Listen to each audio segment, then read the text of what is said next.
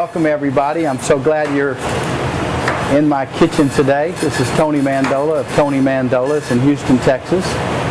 And we are a seafood restaurant, seafood and Italian. And with my Italian heritage, my wife's Italian heritage, we felt it was only fitting when we moved to this location that we would have pizzas on the menu.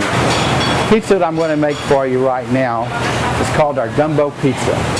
And what we do is literally take the pizza dough and pour gumbo on top of it, mozzarella cheese, special white crab meat, Italian flat leaf parsley, a little Parmesan cheese, and some Gumbo Filé. So what we're going to do first is I'm going to roll this dough out the way Grandma taught me when I was a small boy.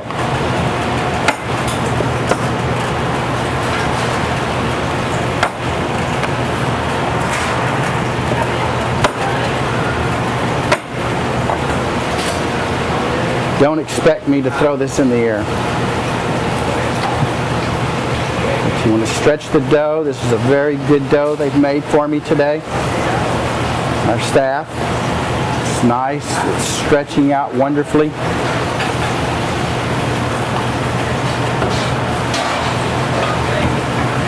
And that's about a 9-inch pizza right there. And what I do is I'll sprinkle a little flour on this.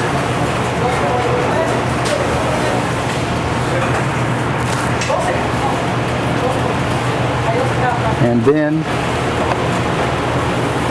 that keeps the dough from sticking.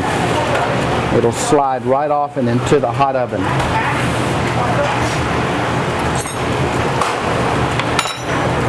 One of the things you want to do, the first thing you do is brush the pizza dough with olive oil. Doesn't have to be expensive olive oil, doesn't have to be extra virgin.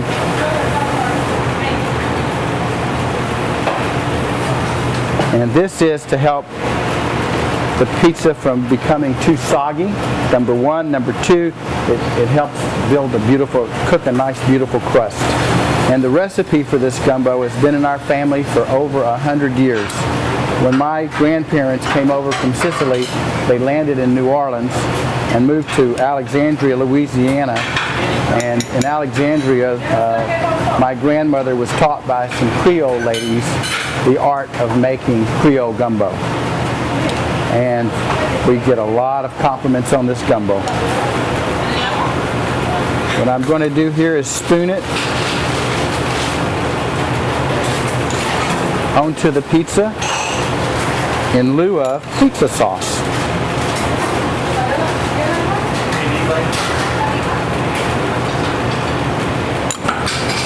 Bring it up to the edge so every bite gets a taste of gumbo. Now we're going to have shredded mozzarella cheese. And I like to go around the circumference first, the edges, to make sure that every bite up to the edge of that pizza crust has some cheese.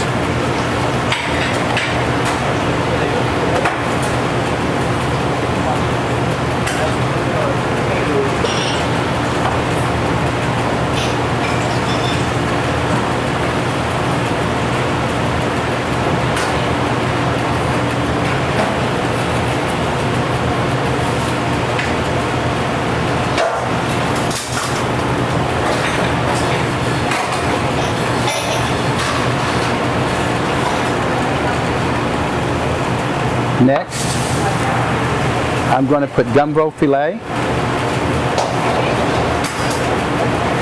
to give it that, as my father used to say, that extra wang. Gumbo Filé is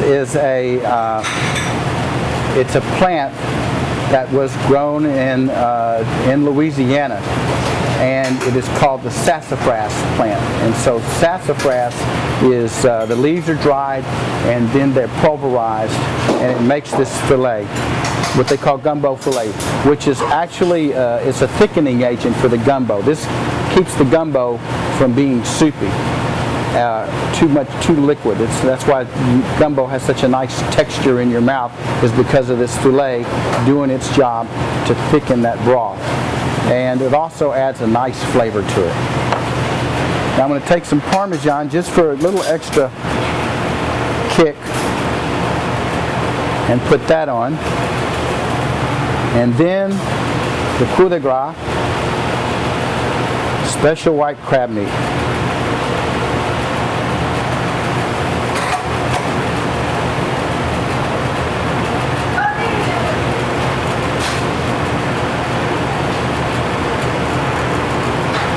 Want to make sure that you get it spread out democratically so no one is left out. The next step to this process is this wonderful Italian flat leaf parsley. I like it better than parsley you get at the store because it has much more pungent flavor to it. It really, you know, you've got some herb in your mouth when you eat Italian flat leaf parsley. And it adds a nice little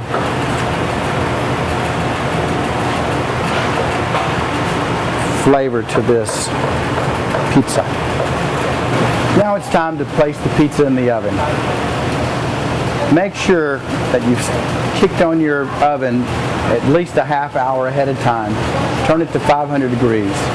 And I recommend, highly recommend, go to a kitchen store and invest in a pizza stone.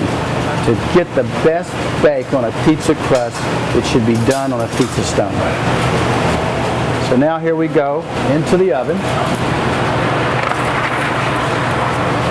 at 500 degrees. It's going to take about 3 minutes to bake this at that temperature. My wife's family was in the pizza manufacturing business and actually distributed to grocery stores here in town back in the 50s and 60s. It was the first fresh pizza pie in a grocery store. And for Houstonians that may remember the Weingarten chain, that's where they were basically with Weingartens and Rice Food Markets. So that's been in my wife's side of the family, their blood. Naturally, we grew up eating pizza either out or at home, and both of us, being of Italian heritage, decided when we opened up our location here on Waugh Drive that we would have pizzas on the menu. And since we're a seafood house, we felt it was only fitting to have seafood pizzas.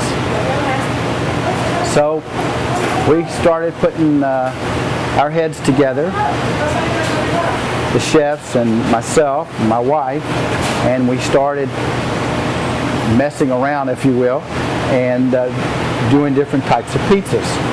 And it kind of dawned on me one day, why not gumbo instead of pizza sauce, and essentially have gumbo on bread, because most people take their French bread and dip it in the gumbo anyway while they're eating. Nothing better than a good bowl of seafood gumbo with a nice Italian salad and a nice glass of wine and some great French bread or Italian bread that's very crusty, and dip it in there. So that's where the idea was spawned, and it's working. It's been a very successful menu item for us, and we're pleased with it. And I have a gumbo pizza at least once a week. So I eat what I preach.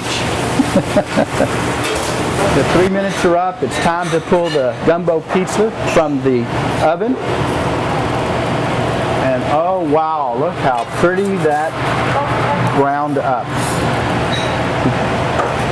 Now, you're looking at it on the video. I wish you could be here to smell it.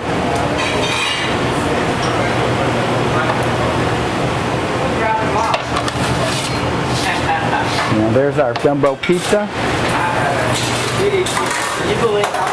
And now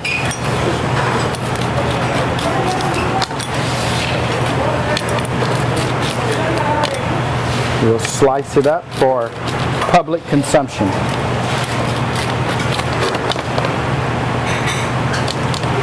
Un plato para los pizzas.